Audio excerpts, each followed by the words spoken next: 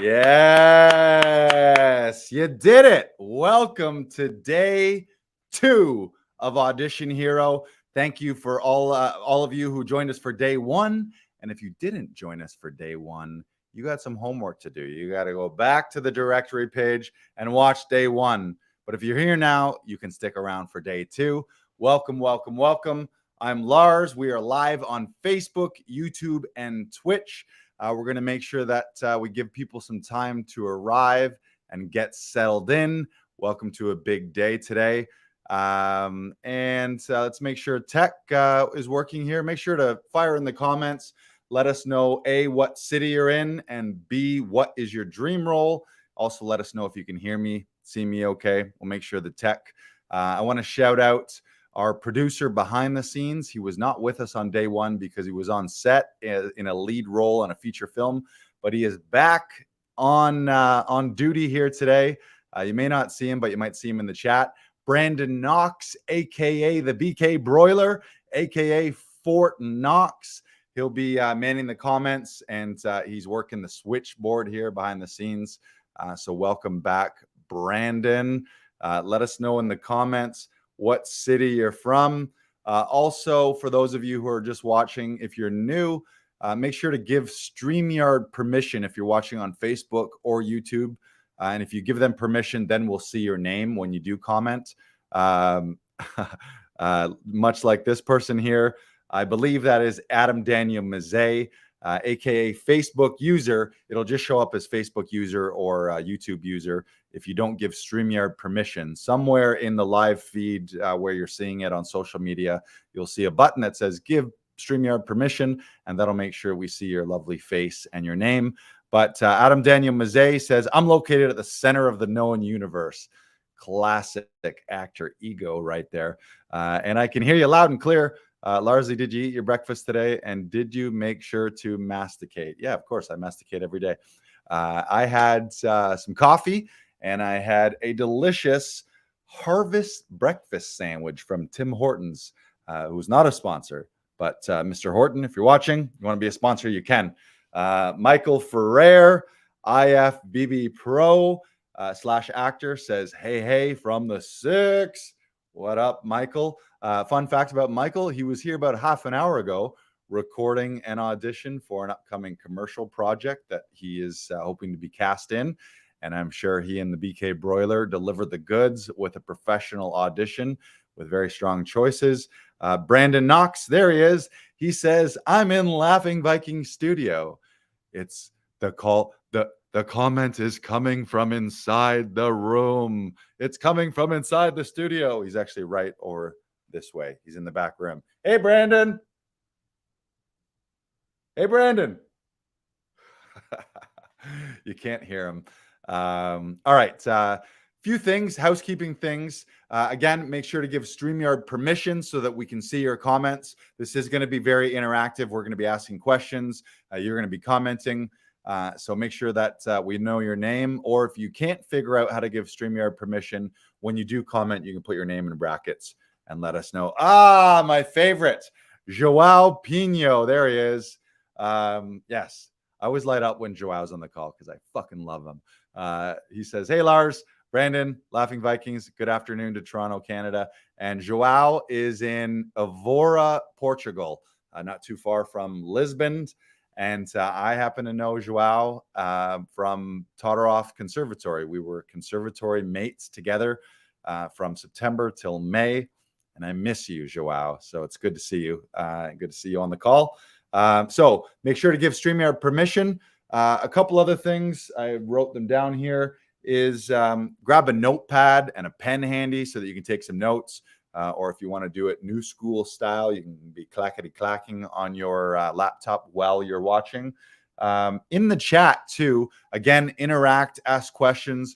What I'd like everyone to do is if you have a favorite emoji or a favorite word, maybe it's booyah, maybe it's boom, maybe it's the mind-blowing emoji, maybe it's fireworks, or maybe it's the film clapper.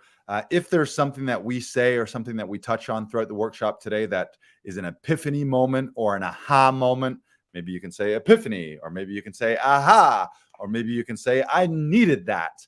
But we want to know what's resonating with you today and what's sticking and what the key points are. So be sure to share that in the comments throughout. If I say something that resonates, boom, drop that boom in the chat. Or aha. Joao says, miss you always, Lars. Here to learn a lot with you and work hard. Great to be here. Best year of my life in the conservatory with you all. I agree. I miss it. On the one hand, I'm happy to have some of my time back. And on the other hand, I miss all of my classmates and all of my teachers. That was a transformative year. The other thing I want to just say to everyone here is to set an intention right now, to be focused, to be present, so that you can get the most out of this workshop. There's a million distractions in the world these days. You might have other tabs and notifications. So give yourself the gift of focus and intention by closing out other tabs, shut down your other notifications. And what I want you to put in the chat right now is, what is your intention today? Is it something specific you want to learn? Is it something more that you want to become? Is there an answer to a specific question that you hope to gain by the end of this? But set an intention. And that's important to do everything, to set an intention every time you're entering a new situation. You enter a room, why are you walking into that room? If you're on stage in a play, or if you're on set in a movie, why are you walking out onto stage? Why are you entering the scene? What's your purpose? What's your intention? What's your objective in the scene? Too often, I think we just kind of bounce around and we move around wherever the wind blows us. But you need to have intentions in life, and you need to have goals in life. And you'll find that when you start setting intentions, all of a sudden your time is better spent, and the outcome that you have from meetings or anything that you're going into is going to be stronger because you actually walked into it with purpose. Have a purposeful life. So again, thank you everyone for joining us today. And last thing is, share this out. Be the person that shares positivity and shares good news and shares learning and growth with other people. So whatever platform you're watching this on right now, do us a favor, hit that share button, as they say in the business. Smash that share button, smash it good, but don't break your phone and don't break your laptop, because we can't pay for it. We could, but we won't. If you smash too hard, that's your own fault. So share it out with your friends, especially your acting network. And if you're watching this on Facebook, YouTube, or Twitch, and you haven't officially registered, you're going to see that ticker flying along the bottom there. It says, make sure to register. Go to laughingvikings.com/audition hero. And why do you want to formally register? Many reasons. One is you're going to get access to the replays. So if you miss any of these workshop training days, you'll have full access. And even if you are here live, a lot of the times you want to go back and watch them to get a little refresher. Maybe you missed something in the moment. Also, when you're registered, that's going to give you your opportunity to access the private Facebook community. It's going to give you a chance to access more prizes and giveaways. So go to laughingvikings.com/audition hero. If you've just stumbled upon us here on Facebook, YouTube, or Twitch, that's great. You're welcome to stay with us, but make sure at some point you officially register. And then also that will allow us to stay in touch with you as we release new updates, new bonuses, new resources, and share new workshops with you. We'll be able to keep in touch that way. So be sure to officially register. All right. Let me know in the comments. Are all these audition heroes? It is 2:10 p.m. Eastern time. I know we have people all over Canada, all over the States, Portugal, Mexico, United Kingdom. Last time we had someone in Lebanon with us. So this is a global event. I know I'm not in there in the room with you, but it feels like it. I see you in there. I'm going to give you a big old international virtual hug here. Let me know in the comments, are you ready? Say audition hero ready, and we shall begin. You guys ready for this? You ready for this? Can't start until you're ready. You ready? You ready? And remember, you're never really ready, but tell me you're ready, and that's enough. You guys ready? You ready? You're ready? And they are ready. Someone says F word. Yeah. He says frig. Yeah. Fudge. Yeah. or maybe he said fuck yeah. Did you say fuck yeah? Did you mean fuck yeah? Brandon says ready. Joao says ready. Brandon says ready. Facebook user says German. Ich bin fertig. I assume that's German. Hopefully it means ready. All right. So first of all, let me just reinstate the promise of this whole workshop. Maybe you are joining day 2 for the first time and you haven't seen day 1. Make sure to go back and see day 1. We're going to give you a little recap today. But what is Audition Hero? It is our signature workshop. We only do this a few times a year, where we will help you discover the winning strategies and tactics that today's working actors are using to up-level and improve their professional auditions and record professional auditions, ultimately so that you can book more roles in television, film, commercials, and theater. So you're in the right place. And I want to remind you who I am, because you should be thinking right now, who the heck is this guy, if you don't know me? And I know many of you I've known for a long time. I know and love you. So if that's the case, you know who I am and you know what we're all about here at Actors Audition Club and Audition Hero. But if you don't know who I am, you should be thinking to yourself, hopefully a little bit of thought of, who the heck is this guy and why should I be listening to him? That's a great question. My name's Joe Lars Larson, and I've been working in the television film industry as an actor and also as a stand-up comedian since 2009. Some of the highlights in my career: I was an ensemble cast member in 20 episodes of an amazing show called Almost Genius that aired on country music television. It was a sketch comedy show, real wacky. The whole cast was stand-up sketch and improv comedians. We did 1 season, and that was one of the first times in my career where it was like, oh, this is a real job, and I'm showing up to the same place. It was 3 months in a green screen studio. We were there Monday to Friday. We were paid $1,200 an episode, and we shot 2 episodes a week. So it was also the first time in my acting career where I was getting a regular paycheck. As you know, sometimes you're a day here and you're a day there. You're a day on a commercial. You're a couple days on a series, a couple days on a movie. But for me, with Almost Genius, that was the first time where it was a set thing. So it was 3 months in a green screen studio. It was so fun, just surrounded by other comedians. It was all wacky sketch comedy type stuff. Another big highlight for me, I was a series regular, a recurring series on the kids show Oh Yuck, which you can check out on Netflix. I played Lou, the maintenance man, Handy. You can call me the main man. See what I did there? The main man, because I'm the maintenance man. And it was one of my favorite shows ever to work on. That was an Australian, Canadian, and Los Angeles co-production. We actually shot 26 episodes. They ended up breaking them up into 2 seasons. It aired on Channel 7 in Australia, and now that's on Netflix. So you can check me out in 5 of those episodes. It was so fun. I was playing this kind of wacky / lazy janitor character. And I remember being backstage offset talking to Kane Tremills, the lead, who's a fantastic Australian actor. And I said to him, man, if I never got to do anything else in my life, but I got to do this forever, sign me up. It was so fun. There was robots and puppets and animation, and it was just this wacky kids show. I mentioned in day 1 that my first day on set was a food fight birthday party scene.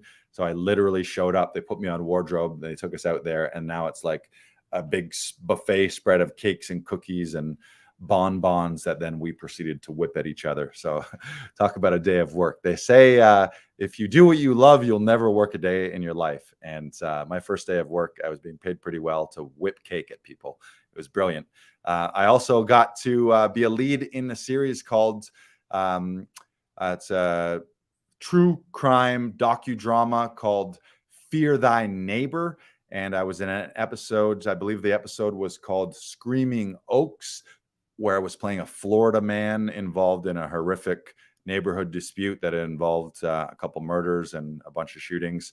Not so fun stuff, but as an actor, it was a really rewarding experience. And that was the first time that I was ever #1 on the call sheet, which means you're essentially in every scene. So I was there from essentially dawn till dusk every day. And I actually remember the last day we shot, it was an overnight shoot and the sun was coming up, but it needed to be nighttime. So the director and the assistant director are running around, let's go, people, let's go. Where usually the problem is you're losing light if the daytime is fading into night, and it causes a continuity problem where you started a scene and it was daytime and all of a sudden it's nighttime. We had the reverse. The sun was coming up, so he's running around frantically. Let's go, people! The sun's coming up, and it was like 6 o'clock in the morning, and we got to finish this horrific murder reenactment where I'm shooting my neighbors. So you can check that out. But that was a really fun one. And one of the most prolific days of my career was it was February 14th, Valentine's Day, 2020. It was a beautiful, clear blue, sunny day, but it was 20 below here in Toronto. It was fucking cold. And I found myself toe-to-toe and eye-to-eye with Jason fucking Momoa, Aquaman himself, on his epic series C. I booked a day on that series. I was playing a border guard in that series, and I got to spend half a day toe-to-toe and eye-to-eye with Jason. He was amazing. He was incredible. He's exactly who you'd expect him to be. They say never meet your heroes, but I met one of mine, and he was just a behemoth beast, A-lister, and you could tell the star power. He rolled up in a nice fancy town car Escalade when it was his time to go, walked out like he owned the set, which he's also a producer, so technically he kind of does. And that was an amazing experience to get to see how he works as a professional. Being a producer, he was really involved with the director and the cameraman. So we would shoot our scene, then he would go away to Video Village, talk to the director, then he would come back and give me notes and give us tips. So that was a huge day. And I remember looking at him that day and thinking, man, I know that I'm only here on this day, but I was like, one day I'm going to be in your shoes, except they're going to be my shoes, but where I'm the leading player in this epic series. And it was probably 400 background, maybe three to 400 crew, 400 to 500 background. They created this whole new city. So it was this blockbuster show. I think they were spending about $10 million an episode. You can watch C on, I believe it's Apple Plus. And there's been a million things in between that. We have Brandon, somebody was saying I'm blurry. I'm not blurry now, am I? We good? You guys see me? See me? Looks completely fine to me on my end. So let me know if you guys are seeing anything blurry. I seem to be in focus. Anyone else in the comments? Do I seem blurry? We're good? We're good. My camera seems fine. So it might be an internet connection on someone's end if you can't quite see me. What I was going to say, though, is in between all those TV shows, I've done dozens of commercials. I've done commercials for Little Caesars, Neutrogena, Hartford Insurance, Ford, Pepsi, all kinds. Getting another note here that my camera is blurry. It is not blurry to me. Let me see if I shut it off and turn it back on. How's that? You guys see that okay? My camera view is completely fine, so I don't know if that's just an internet connection thing. You can hear me okay. If you can't see me, you can just imagine my non-blurry, handsome face. As long as you can hear me and get the message, I'm okay with moving on. It's better? Okay, good. Thank you for your feedback. Yes, as I was saying, had tons of experience, TV and film, commercials, done a ton of theater shows. And also for the last 13 years, I've been a stand-up comedian as well. So I've been on stage hundreds, if not thousands of times as a stand-up comedian. But more importantly than my own personal acting career, the big reason that we're doing this audition workshop series is we have a company, it's part of Laughing Vikings, called Actors Audition Club, where we help professional actors record professional TV and film auditions without tech troubles, without stress and anxiety, without having to bug their family and friends, so that they can focus on the craft of acting, focus on their performance, and ultimately book more roles in television and film. And Actors Audition Club has existed here since 2017. So for the last 5 years, we've helped hundreds of actors with thousands of auditions for television, film, commercials, theater.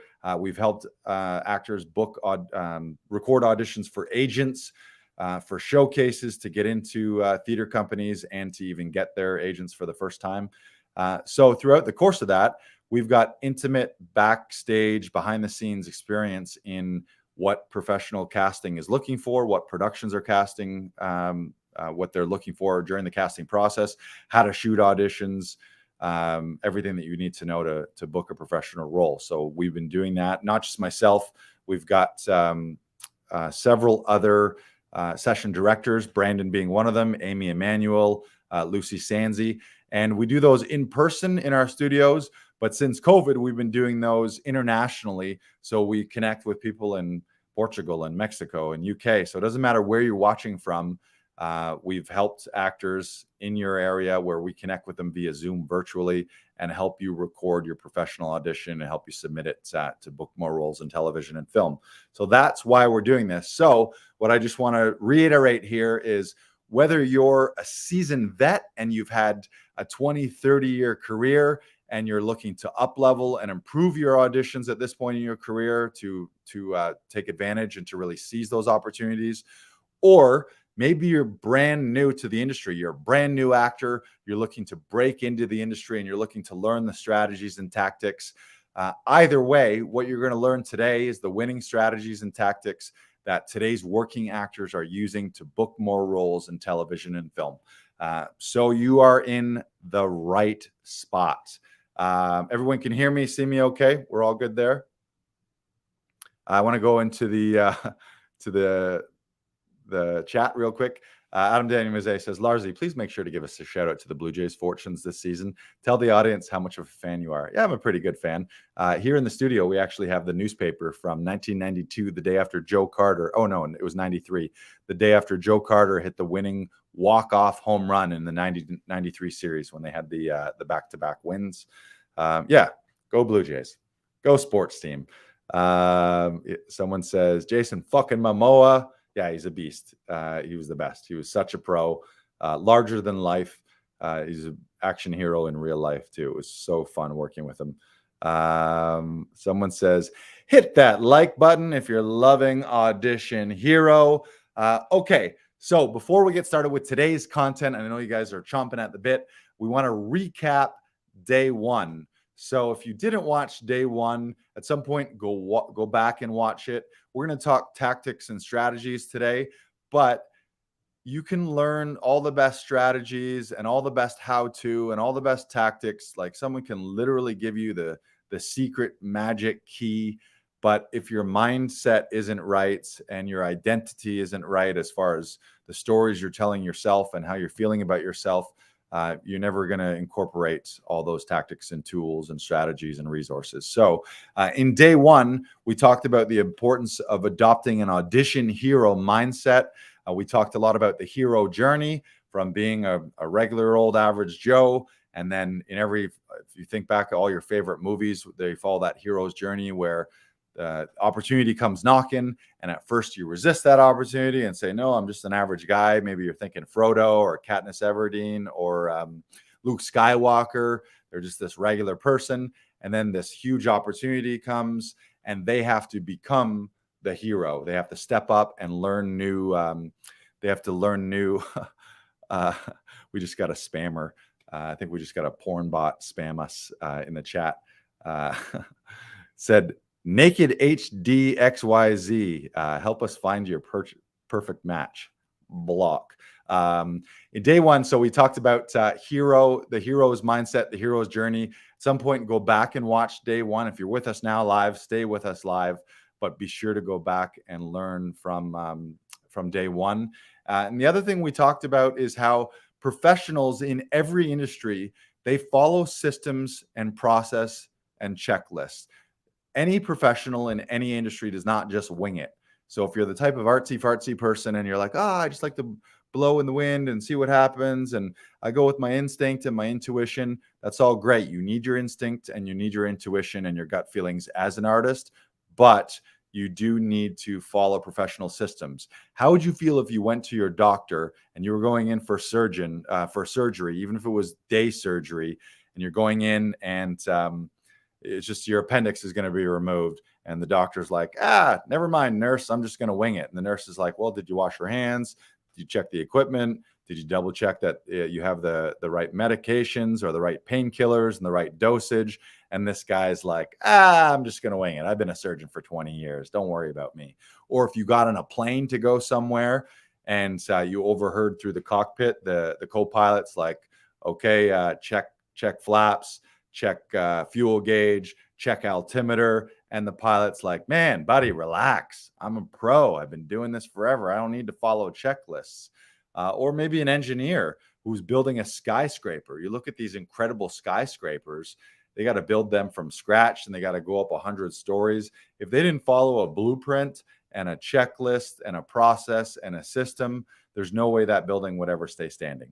It's going to look like a Jenga tower, and then it's probably going to collapse the first time the wind blows. So the importance of following systems, following checklists, being a professional, combined with having that hero mindset and stepping into your hero mindset in your own life. Obviously, we all want to be heroes on television and film, and you want to be the hero and the lead in these amazing television shows and movies, but you also need to be the hero in your own life. So it's about stepping out of that. Like some people at certain points in their life were playing background roles or were bit players in our own lives, but you need to take control of your own life. You need to step into your own hero mindset. So that was day one. And then in day two, our promise today, again, if you guys are ready, type it in the chat. The day two promise, if you want to call that banner up, Brandon, should be the next one there. Today's day two promise. We are going to bust. This is me busting, smashing. We are going to smash the top 5 actor myths. Then we're going to help you find more auditions, and then we're going to help you create your own audition checklist. Plus, along the way, we're going to destroy any obstacles that are in your way so that ultimately you can step into your dream role in your own life and also in television, film, theater, commercials in 2022. Adam Daniel Mose says, we could be heroes for just one day. Shout out David Bowie. I believe that's David Bowie, although lots of people have remade it. All right. So today's training. First, I want to just talk about auditions. You might be, about objections or obstacles that you might having. You might be thinking, oh, I'm brand new. So I don't know what I'm doing. Well, that's great. You're in the right spot. You're starting with learning. You might be thinking, oh, I don't have an agent yet, so I can't be successful without an agent. I'm not going to have opportunities, or I'm not going to have access to opportunities. Also not true. There's thousands of actors in the world that are unrepresented. We know a ton of them. I'll shout out Taz Garcia as one of them. I'll shout out Reese Presley, who they work like crazy. They create their own opportunities. They find their own opportunities, and they actually don't work with an agent. And we can also help you figure out how to get an agent as well. You might be thinking, I'm in a small market. I'm not in New York. I'm not in LA. I'm not in Toronto. I'm not in Chicago. I'm not in Atlanta. I'm not in London. Well, good news is we all have the internet, and we live in a global village and a global community. And more than ever, productions are casting worldwide. They're casting a wide net. And because of self-tapes, doesn't matter where you live. You can live in the smallest town ever, and you're going to have the chance to submit for big blockbuster submissions. Now, you might eventually need to get yourself to one of those cities where they're shooting it, but to have access to those productions through the internet and through webcams and Zoom and self-tape audition processes, there's no reason that you can't be successful in today's market. And let me tell you, there is no better time to be an actor than today. There's more production shooting, there's more opportunities, there's more money. You just got to learn the craft, and you got to learn to be a professional. And that's why you're here today. So let's move on to today's content. You guys ready? Let me hear you in the comments. You guys ready? You guys ready? There you go. You ready? You guys ready? They're ready. They are ready. Okay. First thing Brandon says, oh yeah. Oh yeah. Side note, one of my favorite things, Brandon runs a lot of the sessions for us, and I hear him in the back studio often, and it'll be at the end of a take.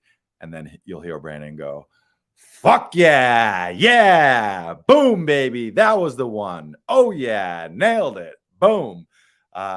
So just a reminder, if your audition process and if your auditions right now, your auditions are stressful and full of anxiety and they're not fun and you're not having a good time doing it, you're doing it wrong. This is supposed to be play. Our acting coach and one of my ultimate mentors is Tom Todoroff. And he always says, it's called a play. It's not called a serious. It's called a play. So if you figured out how to make acting, which when you think about it is the most childlike thing you can ever do. Think back when you were in a sandbox on the playground playing make-believe with your friends. That was the most joyful, fun, where you let go of yourself. You weren't self-conscious. You were just imagining and playing make-believe. That's what it's supposed to be like as an adult too. And that's one of the brilliant things about being in this industry is you get to play make 'em up and you get to play imagination. And you get to play make-believe and it's supposed to be fun.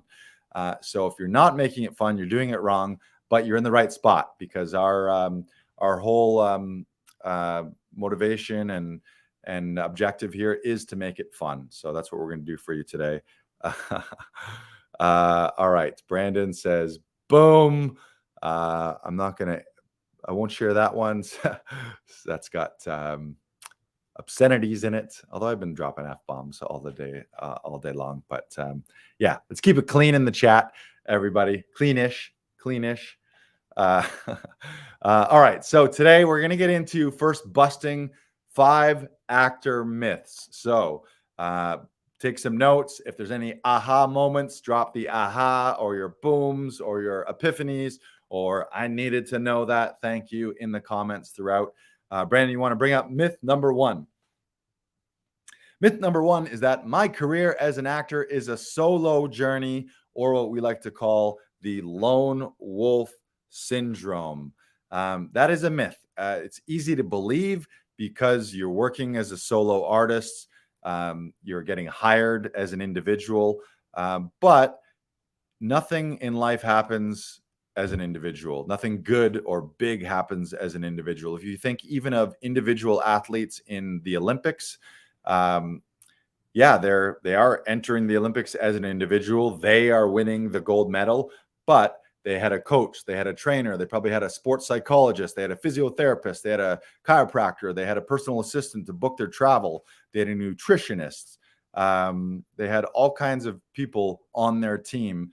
And so a big part of being an actor is to find your team, find your community, find people that you can rehearse with, find people that you can play with, find people that you can record your auditions with, and resist the urge to remain a lone wolf. I did this for a long, long time, both as a stand-up comedian, as an actor, and it makes things very lonely. It can make things depressing. And also in life, when you're fighting for things just for yourself, your motivation sometimes can only go so far. But when you're fighting for things for a team or on a team, often we'll do more for other people or do more for the team than we would do for yourself. So it's easy if you're only doing things just selfishly for yourself. Maybe you don't get up in the morning because you're like, this sucks. I'm just going to sleep in today. But when you know other people are relying on you, or when you know someone else is showing up, like think about a fitness trainer. Maybe you don't want to go to the gym today, but if you know your trainer or your gym buddy is waiting for you and they're going to be there, you don't want to let them down. So resist the urge to remain a lone wolf. Find your tribe, find your community. And again, we're here internationally. So if we're able to find our community and build a community internationally, that's one of my favorite things about Audition Hero and Actors Audition Club is that we have this community of brilliant actors and brilliant artists. And the hive mind is smarter than the solo mind. 1 + 1 does not equal 2. 1 + 1 = 3, and 1 + 1 + 1 = 6. And everything in life is better when you do it with more people. That's just the nature of things. So that is myth number 1. Busted. Did I bust it? Does anyone still believe you're better off doing this alone? You just go into a cabin in the woods. And you think about when you actually book things, you're in an ensemble cast. Maybe you do solo and one-man shows. But even if you're doing a one-man show, you got a stage manager, you got a director, you got a lighting guy, you got a costuming person, and you have an audience as well. And the audience is part of this too. So as an actor, you're a storyteller and your job is to tell a story to the audience. So if you're thinking, I'm in this solely for myself and you're not honoring the audience, then you're also not really doing your job. Myth number 2, you want to bring it up? Myth number 2 is that your training as an actor has a completion date. It never ends. Like anything, it never ends. You're born into this world knowing nothing. At some point, you're going to die. And hopefully the entire time that you're here, you're growing and continuing to learn and continuing to grow. Myself, I mentioned I went through that 8-month super intensive conservatory program with Tom Todoroff's conservatory based out of New York. But I know that that is just the launching off point for me. That was the most intense training that I've ever been involved in. We did scene study, monologue study, cold reads, audition study, film history, theater history, movement, Shakespeare, improv, voiceovers, commercial auditions. What else? We did clown. Like you name a class or a discipline in the acting world, we did it for 8 months. And it was a brilliant experience, but I know that I got to continue to learn and continue to grow. So if you're someone on this call who went to theater school or went to TV and film school back in the day, and then just decided, hey, I learned everything I need to learn, well, you got to continue to learn. The industry is ever evolving and ever growing, so you got to learn with it. And the second you stop growing is the second that you stop kind of living. One of the definitions of life is growing and reproducing itself. So if you're stale and if you were the person that you were 20 years ago when you graduated university, I feel bad for you because you need to continue to grow. And if you're feeling that, don't feel bad. Just realize, okay, I got to grow. Lars is calling me out of my bullshit. I've been staying the same and being stagnant for the last 20 years. Now it's time to up level. And in TV and film industry, think about changes in technology. If you're an actor who went to acting or television theater school, television film school, but you now haven't learned Zoom and you haven't learned maybe some basic editing, or you haven't learned the technical side of social media, for example, you're in a whole new world that has evolved. So you got to continue and you got to up level and become actor 2.0 in your life. So always be growing, always be learning, always be changing. What does that mean? That means reading books. That means attending workshops. So congratulations, you're here today. So chances are, if you're here today, you are not one of those people who is stagnant. You are a person with a growth mindset. And we talked about that a lot in day one, the difference between a hero mindset and a difference between a growth mindset. So congratulations, you're in the right place. Never stop learning, never stop growing, because you're never just staying still. You're either moving forward and you're learning. A lot of people think, oh, if I'm not learning and growing, I'm just staying where I am. No, you're actually moving backwards, because your things you learned in the past, they have a shelf life and a half-life. Like you think about someone who goes to med school 20 years ago. Well, if they didn't upgrade, they're a doctor with the knowledge of medicine 20 years ago, and things have changed. So you need to continue to learn, continue to upgrade things. Myth number 2, busted. Keep learning. Did I just go blurry? There I am. I'm back. Myth number 3, you want to call that up? Myth number 3 is that my career as an actor is all about who I know. A lot of people say, oh, it's all who I know. I don't know directors and actors and producers. You just got to get in with the right group. I got to have the right look, and then I got to meet the right people. And as our mentor, Tom Todoroff, always says, is that every industry is first what you know and then who you know. And if you're pushing back on that, any profession that's the case. So let's say you want to be a plumber and you have an uncle who's a plumber. You're not just going to be able to say to your uncle, hey, Uncle Joe, give me a job as a plumber. And he's not going to say, oh, you're my nephew. Okay, I'll give you a job. At least not on your own at first. He's going to have to take you on as an apprentice. He's going to have to teach you all the professional things, all the lingo, all the equipment, all the best practices, how to do things. So first it's what you know, then who you know. And here's the example I'll give you is even if you knew, let's say you have this rich uncle, lives in Hollywood, he's a Hollywood producer, and you're like, you want to call your rich uncle and you're like, give me a job on this set. Well, if you show up to set and you're an untrained actor, you don't understand how the craft of acting works, you don't understand how sets work, all the lights, the cameras, all the equipment, all the people staring at you, quickly you're going to fold under the pressure of that. People are going to realize you're not a professional and you're likely going to be fired. So even if you do have those connections, without the craft, without knowledge, without professional training, and without professional systems and processes in your career, you're quickly, even if you have the benefit of nepotism, you're quickly going to be discovered as an imposter, and you're going to be fired, and they're not going to have you back. So even if you have those connections, without craft and without training, you're going to burn those bridges really quickly. So it's first what you know, meaning if you're on this call and you want to break into the industry and you want to learn about auditions, but you haven't taken any acting classes, I would strongly encourage you to research in your area, and we can help you with that too, is to take acting classes, learn the craft, learn the industry, take workshops like these, so that then when you do meet people that you know and you do have the benefit of nepotism, of course, this is it is an industry, yeah, where that is a thing. So it's kind of a trick myth. There isn't value to knowing people and to getting directors and other actors and producers and casting directors to know you and know your work. I'm not going to say that that isn't valuable. It's hugely valuable. But first, it's what you know, then it's who you know.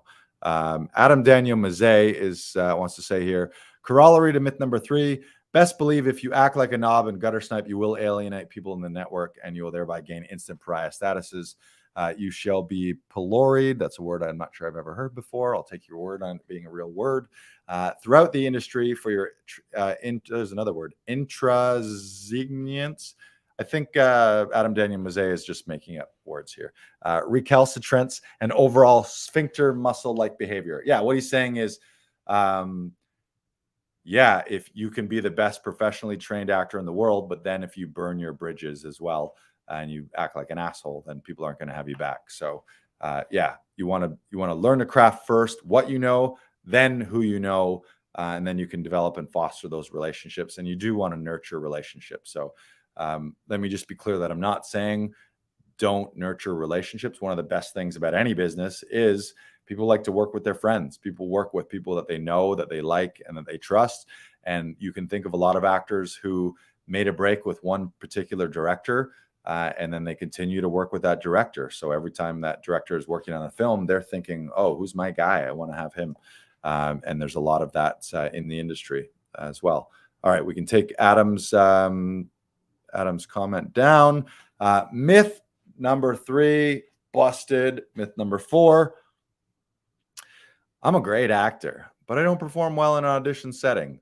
That is a myth. If you're convincing yourself and that's a story that you're continuing to tell yourself, you need to smash through that because it's not serving you. Even if it is true, you might be thinking that like, oh, I am a great actor. I have performed really well. But right now, really, auditions, until you're an A-lister or until you are someone who's getting offers directly without having to audition, the way you get jobs in this industry is by auditioning. So you can't say that you're a great actor, you're just a shitty auditioner, because in order to work as a great actor in the business, you need to be a great auditioner. So you need to get over that, which again, that's why you're here today. So you need to see auditions as performance opportunities. You need to take joy in those auditions. You need to learn how to have fun in those auditions, learn how to see every audition as a playful act of creation and an opportunity to perform and an opportunity to create, rather than seeing them as totally two separate things. And they're different phases of the same thing, but you got to master your audition technique so that you can get on those sets and then show everyone what a great actor you are. But you got to show what a great actor you are in the audition.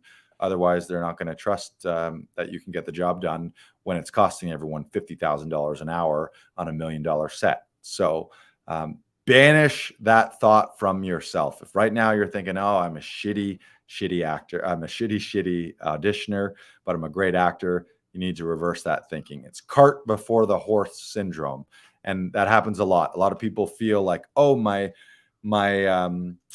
performance of a lifetime is in me. I know I can deliver the goods, but I'm just not given the opportunities because I always shit the bed in auditions. I have too much audition nerves. I have anxiety. I have stage fright, whatever you might think. and you need to smash through that, which is why you're here today, because we're specifically working on auditions and audition process so that you can step into your audition hero mindset. We've got examples to your Power Performance batteries: Cronenberg and Vigo, Tarantino and Uma Thurman, Scorsese and Leo DiCaprio. So again, let me be clear. It's not that nepotism doesn't exist. You want to get to that point where you're working with your family and friends and working with people that you know, love, and trust. But it's not going to work out if you don't know, if you're not a professional. So that's why learning the professional craft, learning audition systems, having professional processes in your life so that people know you're a professional, so that they know, oh, I want to get my buddy Brandon on this set. But it's not just because he's my buddy, it's because he's a fucking great professional. And I know that he's going to be able to deliver the goods under pressure, under short notice, even if I have to give him sides half an hour before we're going to shoot. And we're like, this whole scene we just rewrote. Here's a brand new scene for you to learn. I know that when the director yells action, he's going to deliver the goods. Myth for busted. We're busting some myths here. How are we doing, everybody? Let me know in the comments. Is this landing? Is this making sense? Is this helping you? Am I blowing any minds? Do we have any epiphanies? And if you're hearing this, some of you, anytime you're learning something, you're going to be putting it through the lens of, have I heard this before? Do I know this? Do I agree with this, or do I not? I just remind everyone, have an open mind, have a student mentality. So be open to receiving these things, rather than putting everything through that lens of, do I know this or not? I've heard this before. I don't need to pay attention. You're here now. So give yourself the gift of intention and focus and being an open, receptive vessel. Someone says, landing like a 747 on a YYZ Toronto runway. Good. It's landing. Myth number 5. Myth number 5 is, a lot of people say this, especially when they're new, is I can't afford to invest in my career until I book more jobs. Again, cart before the horse. You don't get fire without giving the fire fuel. You can't go stare at a fireplace and be like, why isn't this fire warming me up? And it's like, oh, by the way, you haven't put any wood in there, or you didn't put any kindling or gasoline in it. It's stoke it with the fuel, which sometimes means your time, energy, and money in the form of classes and workshops, home studio upgrades, whatever it might be. You got to find a way to invest in things. You invest first. One of my mentors, James Wedmore, through his Business by Design program, one of my business coaches, he says the transaction or the transformation begins with the transaction. And what that means is, the second you put skin in the game, meaning time, energy, and preferably money. Money is just energy. It's an energy exchange. When you pay for something, the more you pay for it, ideally, the more you're going to be invested into it. Money and affordability is also very subjective. For some people, $100 is a lot of money. For other people, $100 is the equivalent of a penny. But when you invest in something, you pay attention to it. And I always give you the example of the fitness trainer. You can go get all the free fitness training on YouTube that you want. And you probably even know in your head what you need to do. If you get up every morning and do 100 jumping jacks and 100 push-ups and 100 body squats, you don't need any equipment. You can be fit every day, and you can eat healthy fruits and vegetables. But the second you invest in a fitness trainer and some fitness equipment and a gym membership and a dietitian and a nutritionist, like professional athletes do. You think about LeBron James, he spends $1 million a year on his own personal fitness.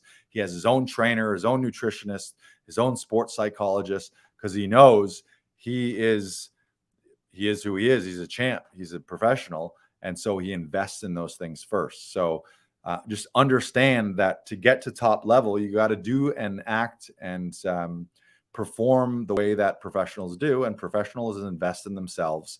They invest in acting classes. They invest in acting workshops. They invest in their own personal health.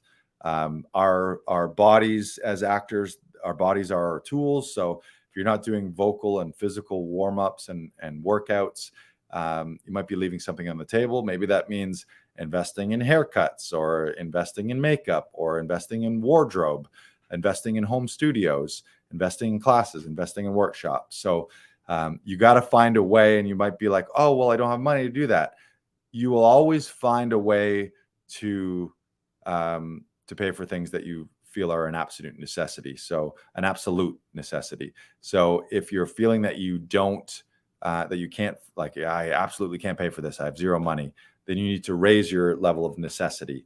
You need to beg, borrow, or steal it. You need to ask your friends. I know that all of you on this call, if push came to shove and it was a gun to your head and you need to find a way to make something happen, you could. Whether that means borrowing money, whether that means working harder on a side hustle job, maybe that means being a little more disciplined and you're not spending as much money on beer and potato chips and pizza, so that you're saving some money so that you can save up for the workshop, for the class, for the home studio, for the new webcam, for the new laptop, all of those things. Adam Daniel Mazet says, you're either all in or you're all out. You can't be half in. Yeah, it's that old adage of being half pregnant. You're either in or you're out. So be all in, and be the hero. That hero mindset that we talked on day one is about being all in. Think about all your favorite movies where the hero or heroine had to go up against this epic villain or this epic task. They weren't half-assing it. At some point, they had to make the decision, I'm going to do this or I'm going to die. They're in a do or die scenario. Now, hopefully none of you are going to die doing this, but be committed to it. And if you're thinking in your head, you want to be top level A-lister, you want to be leads in features and in series, there's a level of discipline, a level of commitment, a level of investment in your own career. Who says this? I would love to know who this is. Facebook user says, it's high time all of us take our balls out, or our ovaries. Let's be equal, or our non-binary sex organs.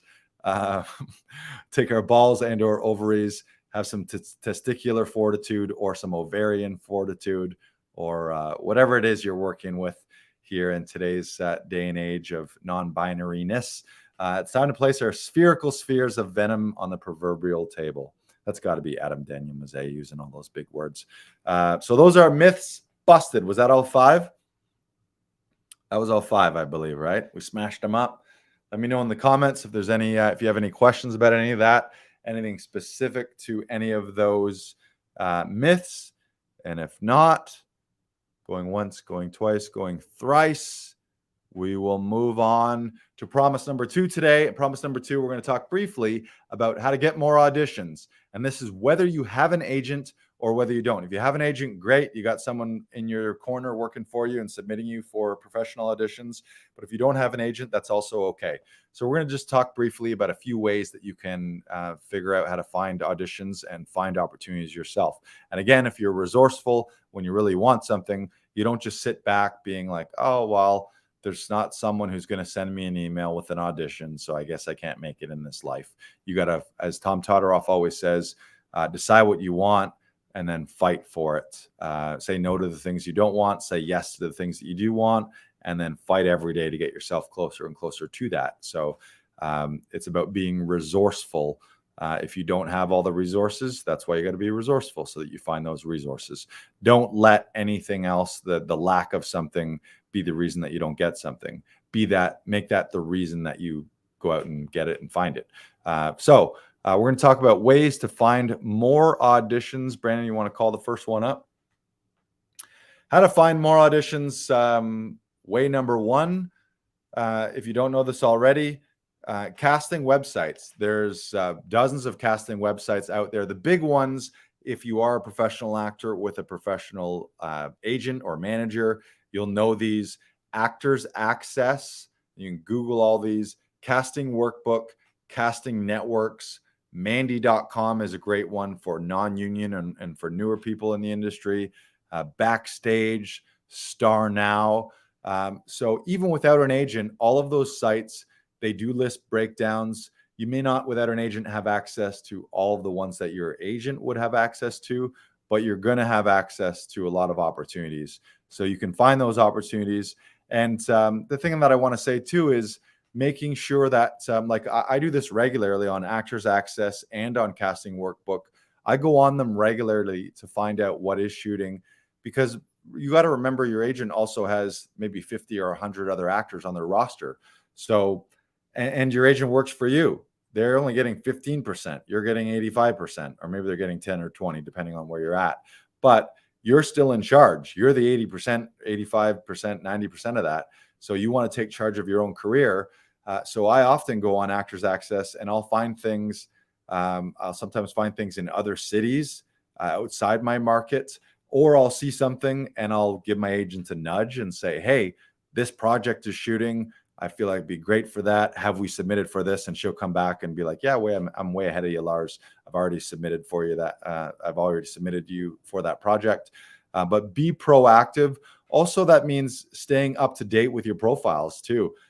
If you're a professional actor, but you have old headshots on there and your sizes and your measurements aren't on there, and you don't have up-to-date demo reels and clips on there, give yourself and your agent all the things that they would possibly need, all the tools that they need to find you, and give productions what they need to find you. Like, make sure your profiles are fully filled out. Sometimes those algorithms, when production and casting are searching profiles, sometimes those algorithms favor actors who have headshots listed, who have demo reels listed, who have their sizes current, and have all their info. So check all the boxes. Do you have special skills? Do you have special sports skills? Are you a boxer? Can you drive a race car? Are you a professional fencer, or whatever your skills are? Have all those things on there and make sure they're up to date, because if you don't, then you might be missing things. So take advantage and fully leverage all those platforms, even if you have an agent. Don't assume that your agent is doing it. It's a mistake. They have other people that they got to take care of. They're not only thinking of you. Unless you have an agent or a manager and you're the only person that they rep, then great. They're doing it full time for you and only you. But if not, and if you're unrepresented, I would start with Mandy.com, and you can start a profile on Actors Access, Casting Workbook, Casting Networks. Some of those have unpaid versions, and then they have paid versions. You might be lamenting right now, oh my God, I got to invest in these. It's like $100 usually for the year, maybe 150, $200. But again, if you want to be a professional, you might have to invest in some of these tools. And one gig in the entire year is going to more than cover any of your investment for any of those. And if you're an unrepresented actor without an agent, but I would suggest before you get an agent, you're going to need those. They're going to, like, you have to be on Casting Workbook or Actors Access or Casting Networks. So if you do it now as an unrepresented actor, and then you get the opportunity to meet with an agent, they're going to ask you, do you have headshots? Do you have a demo reel? Are you on the sites? And if you can say yes, yes, yes, check, check, check, then they're going to look at you. Oh shit, this person's a professional. They understand the industry. They know how it works. Let's go. Instead of them saying, well, yeah, you seem great, but you got to go get headshots. You got to make these profiles. You got to get a demo reel, all these things. You're not ready. And they're going to look at you like you're an amateur. So be ahead of the game. We have a question coming back from one of the myths. Brandon, do you want to throw the question up? Question: why would someone who is well-traveled with a deep filmography want to fly solo and not seek or have representation? You mentioned a common acquaintance of ours who doesn't have an agent now. Is there more of a situation or circumstances, temporary solodom, or is this an actual career strategy? Follow up: would you advocate not having an agent? Me personally, no. I believe more people is better. It might be a financial thing where he's doing so well he doesn't need it. It can be a personal preference. Maybe he just hasn't quite found the right person or the right rep. There's a good case to be made for finding the right fit, someone on your professional team. I'd say it's a personal thing. I would strongly advocate to be getting an agent, but that's just me and where I'm in my career. He's also a producer as well too, so he writes and produces his own projects.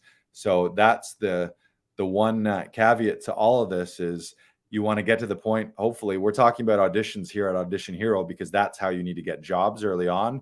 But eventually, you can reach the point where you are writing and creating your own content, and you can skip auditions completely. So you don't have to ever wait for a gatekeeper or someone to give you the thumbs up to give you a job. And I know he's in that category. So hopefully that answers the question there. It's a personal preference. And then there's another question here.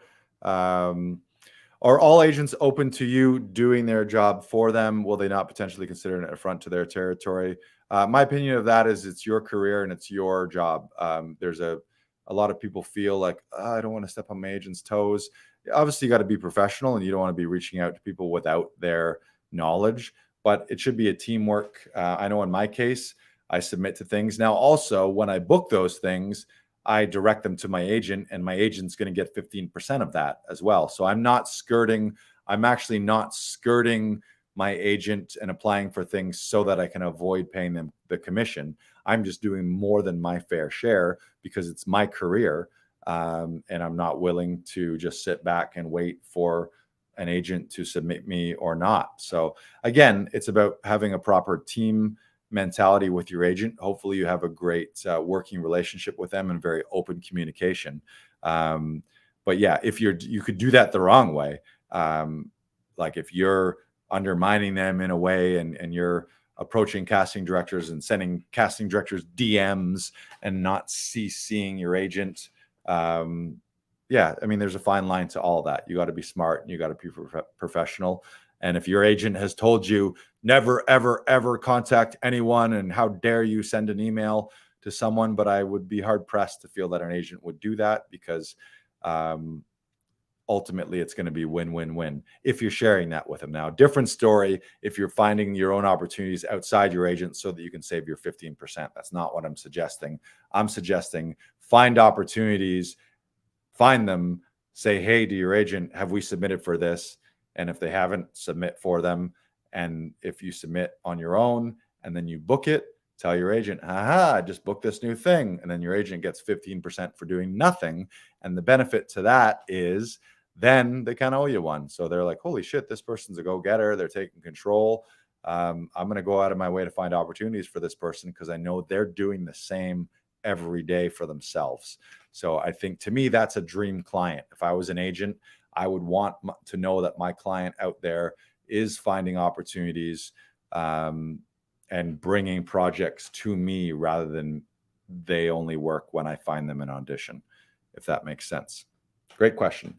But yeah, again, all of this, it comes down to personal preference, comes down to your own working relationship with your own agent, but it also comes down to taking control of your own career and not feeling like, a lot of people feel like their agent is a holier than thou person, but you're actually hiring your agent to work with you. So it shouldn't be. Now, maybe they do have more experience in the industry than you do if you're brand new. So yeah, maybe you should be deferring to them a little bit in some scenarios.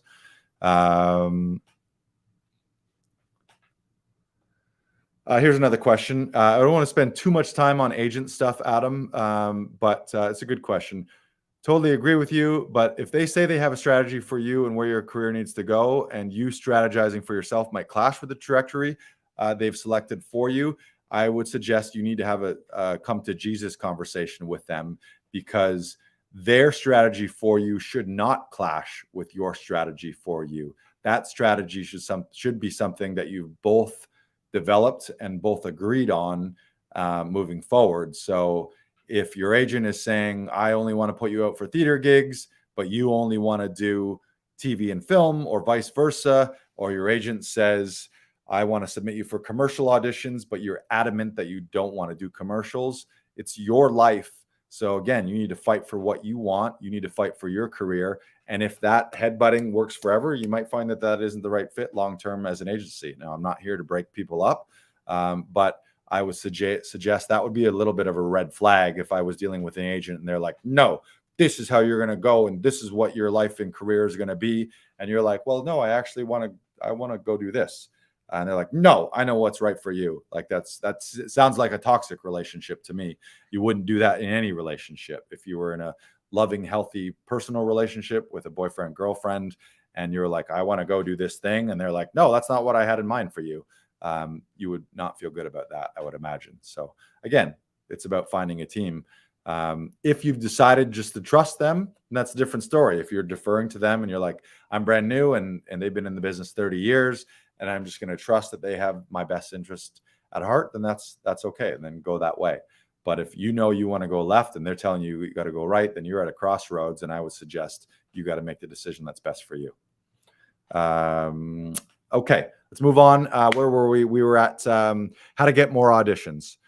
Thank you for those. And throughout this, if any of you have questions or comments that are things that are off topic or other things that we're not going to delve in today, feel free to throw them in the chat. We can follow up. Throw them in the Facebook group, especially. You can always send us a DM on social media. We'll be happy to answer those. So don't think that like there's no question that is a bad question. We'll answer all of them. But we do also want to stay on topic for everyone today. So let's go back to how to find more auditions. All right. Casting director workshops. This is sometimes a touchy subject for some people, but a lot of casting directors will hold audition workshops and casting director workshops where you get to spend a few hours with them up to an entire weekend. Those are usually pay to play, where you pay $100 or $200 or $400 or $500.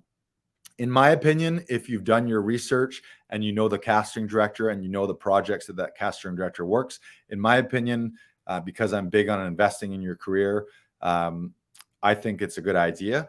But you also gotta watch and make sure that this casting director is casting projects that you feel that you're a fit for. You also might want to double check that the casting director is actually going to be there as well. Because if the only reason you're taking that workshop is to develop a personal relationship with that casting director, so they get some FaceTime with them, you might be disappointed when you show up and they have a couple casting assistants running the workshop.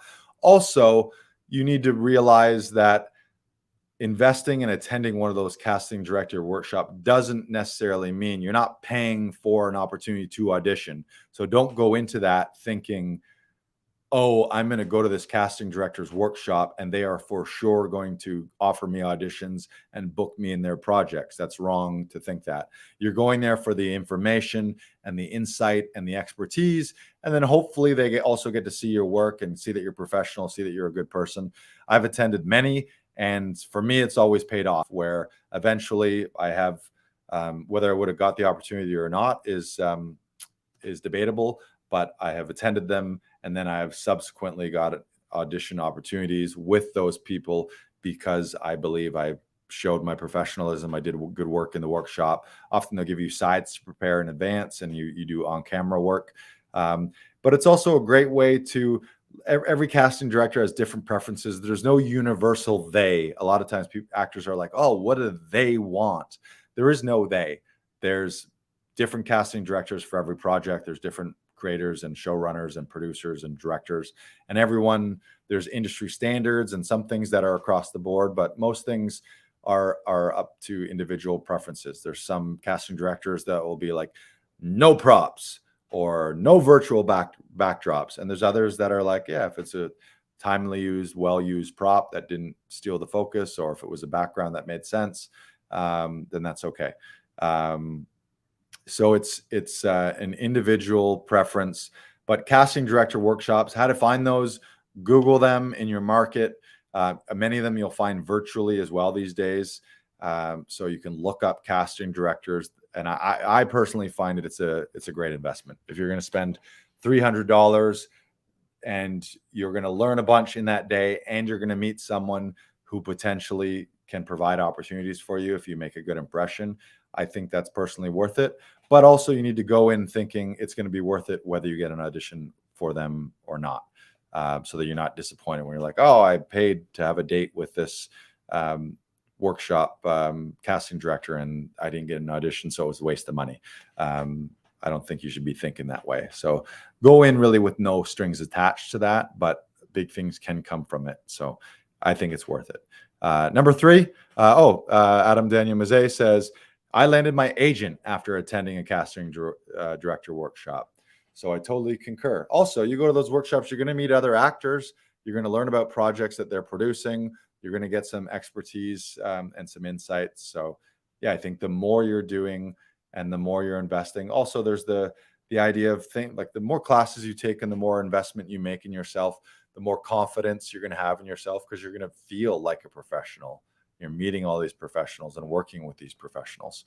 So it's going to up level your own confidence and your own competence, your own professionalism.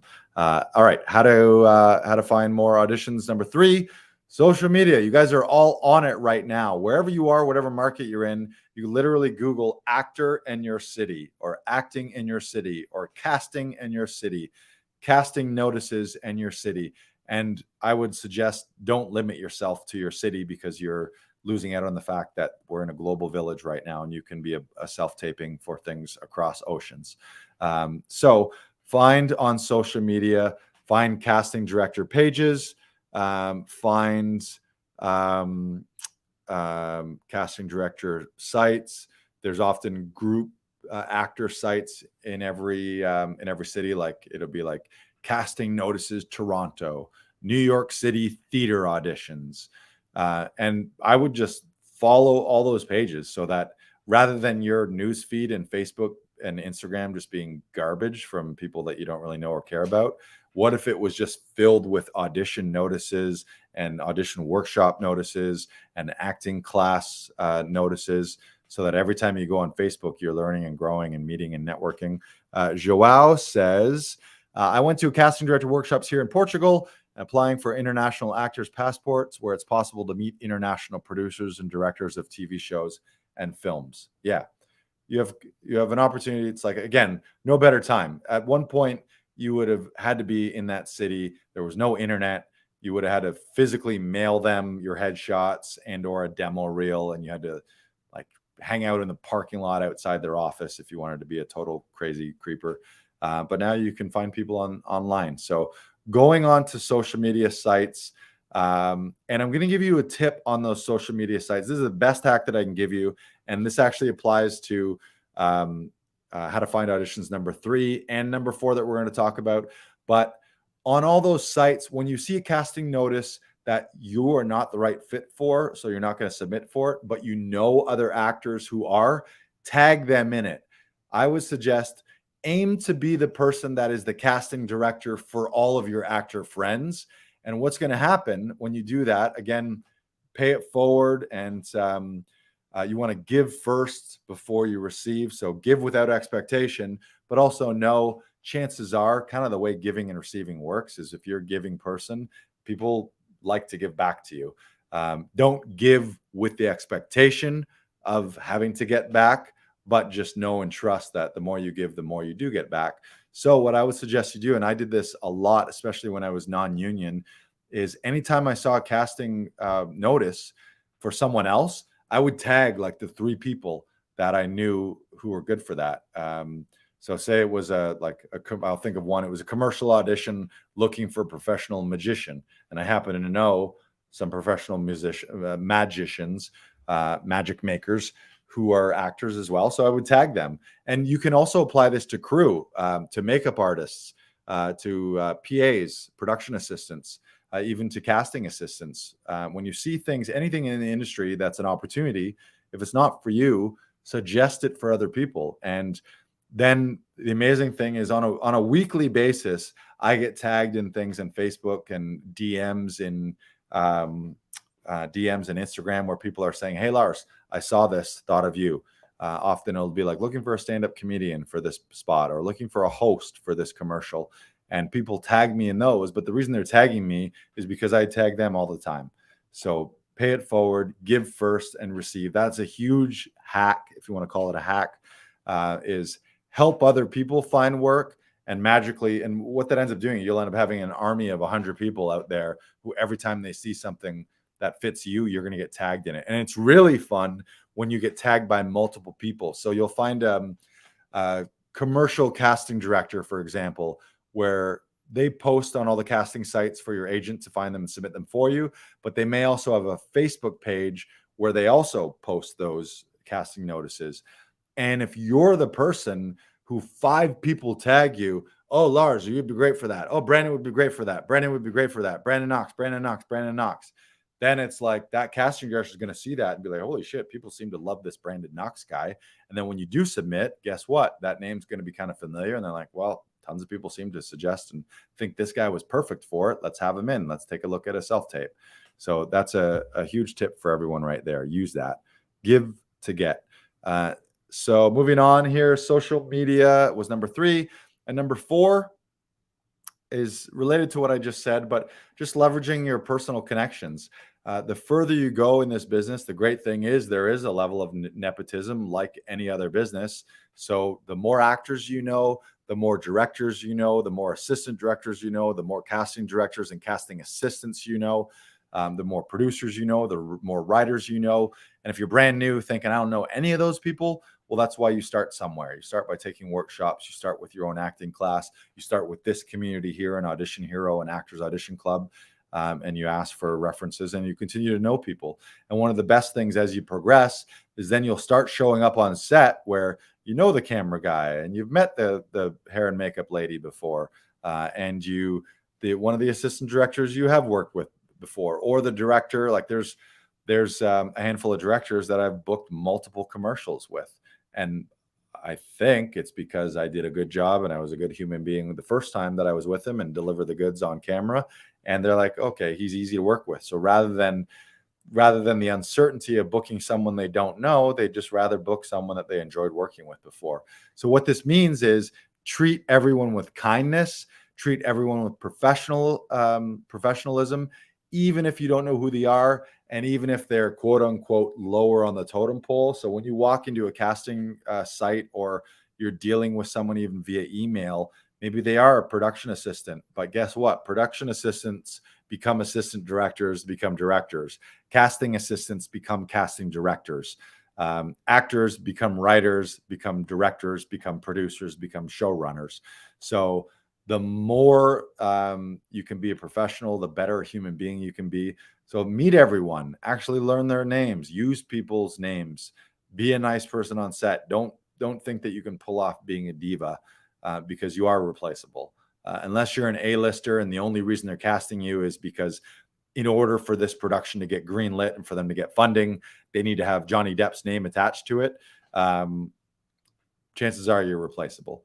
I heard the quote that I've heard is for something as little as a one-liner, there's 500 to 1,000 submissions for that. So if you think you can be a one-line actor and show up on set and be an asshole and not treat people well, you're just going to be replaced because they had 10 people come to the callback and every one of them would rather be in your shoes than at home not shooting it.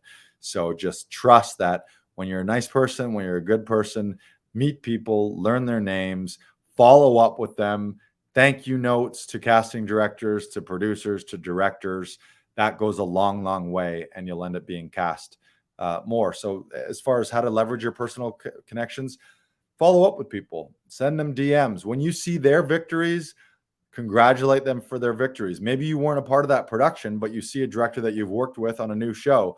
Don't send them a DM saying, hey, can I get a role on your show? Send them a DM saying, hey, congratulations. Saw you're directing that. Saw you were nominated for an Emmy for that.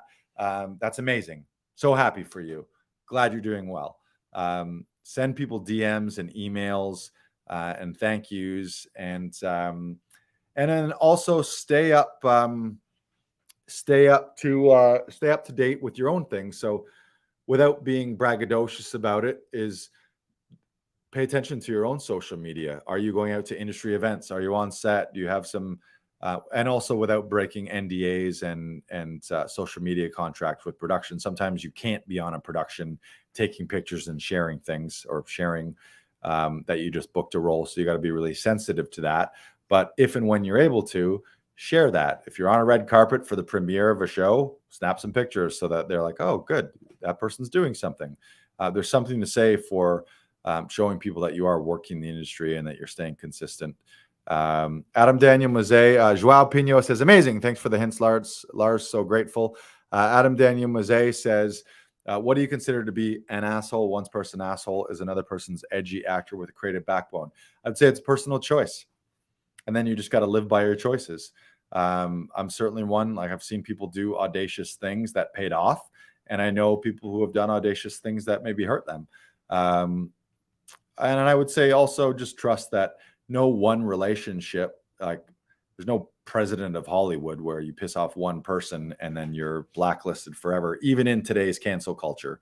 And we see that there's people working in the industry that have done shitty, asshole-ish, terrible things, and they're a known entity as an asshole, and they're still working. So I would say act out of love and not fear,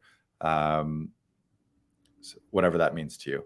So if you're strictly, if you feel it's well-intentioned and well-meaning, and you're acting out of love of the game and love of the industry, and you're making a bold move, then go for that. If you're fearful about it, then yeah, just be careful is what I'm saying, but not overly careful.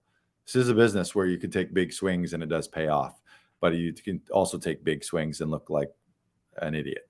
So yeah, I mean, this is not a class on how to be a good person and be a good human being. So I just got to trust that you have good social etiquette, and you're a person who has some, you're not totally oblivious to what being a good person versus what being an asshole is.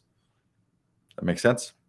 So yeah, just to finish up on personal connections, build your network, build your connections, stay in touch with people, follow up with people, thank you notes, congratulate people. Yeah, I think that'll go a long, long way to keeping you active in this industry. And that's not just the power players. That's everyone from the production assistants, the person taking your name when you check in, even the medics or the prop people or the grips, or just be a cool person. And then, because you never know who you're talking to, because you might not think that you're talking to someone who has any pull on your career, but then that person goes and talks to a director and they're like, oh, that guy, he's a fucking dick. He was an asshole to me. I tried to bring him a muffin and he threw it in my face. Don't throw muffins in people's faces. That's the bottom line. If you take one thing away, don't throw muffins at people. Okay. Private chat. Let me check the private chat. All right. All right. What do I want to do here? Let's move on to our final thing. There's something that we missed that we're going to come back to, Brandon, but we'll come back to it at the end. So next up, after, let me know if this is landing with you guys. We've talked about the 5 actor myths. We've talked about 4 ways to get more auditions. Now I want to talk about your audition checklist and developing your own audition checklists. That's the promise of day 2 today. We'll drop this document in the chat. There's one of our, we're getting a lot of porn bot bombs here coming at us. Yeah, somebody wants to shout out Brandon here. Can we please get a shout out for the BK Broiler manning the 1s and 2s today? Yeah, of course. Did you miss that shout out earlier? Maybe you missed it, Adam Daniel Mazet, if that is you. Okay, so the final thing that we're going to talk about today, or final meat and potatoes of the training, is developing your own audition checklist and system. Again, to be a professional, you need to have a system and a process. If you're a person who's artsy fartsy and you're just winging it every time, if every time you get an audition, you're doing something different, you're leaving a lot on the table, and chances are you could be improving your auditions. So we're going to talk about this because having an audition checklist, even if it's not a physical checklist, ideally it's physical because that'll force you to go through it. But worst case, if eventually you know it so well in your head. But again, a pilot still uses a physical checklist. A surgeon still uses a physical checklist. They're not doing it mentally. They're actually going through a checklist. Co-pilot saying, check this. Pilot saying, checked it. They're actually doing it every time. So we've put together a sample one. This is not the be all and end all, but I would suggest you guys take this as your jumping off point and then customize it. Everyone you have your own idiosyncrasies, you have your own preferences, you have your own idea of what works for you and things that you need. Our mentor, Tom, always says, know your own nervous system. So you need to know yourself. You need to have self-awareness. If you're someone who's super stressful and super anxious and you really want to take advantage of every opportunity that you have, then I would suggest be more diligent. Maybe you're adding more steps to this checklist than we have. But know yourself and have some self-awareness and figure out what works for you. So can we call that checklist up, Brandon? Okay. Can we make it a little bigger? Does it go bigger?